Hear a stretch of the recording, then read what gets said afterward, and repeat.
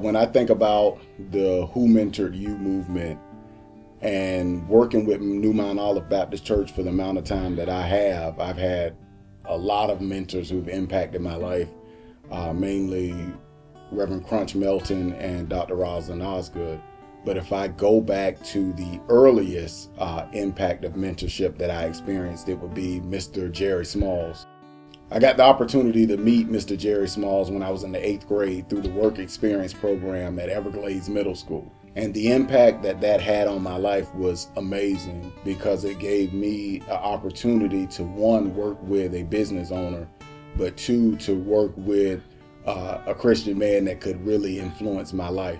A lot of people didn't know at that time we really struggled at home with our family with domestic violence and alcohol abuse. So being that close with the Smalls family and getting to spend the amount of time I did with them, it had a different impact on my life that kind of balanced some of the things.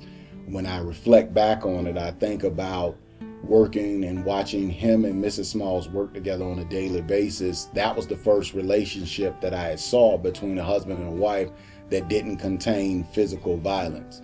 My first experience at a professional basketball game was him taking me to see Heat games. And it was something that at the time I don't think I could really understand how big that was. But then when you become an adult and you own your own business and you see the sacrifices that you make, I've had the opportunity to think back and realize the example that he laid out for me.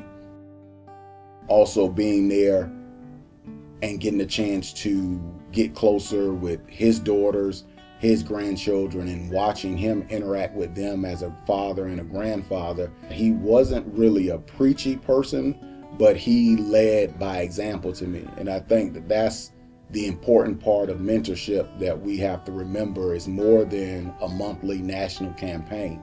It's a decision that you make in your life. So I just like to take this time to say, Mr. Smalls, thank you for the impact that you've had on my life. I realize that every day I get to wake up and do what I love to do. And the conversations that I had with you more than 20 years ago, you being a pharmacist and owning a pharmacy in this community, and you were doing what you love to do, you have no idea how that has impacted my life. So I just want to say to you again that I love you and thank you.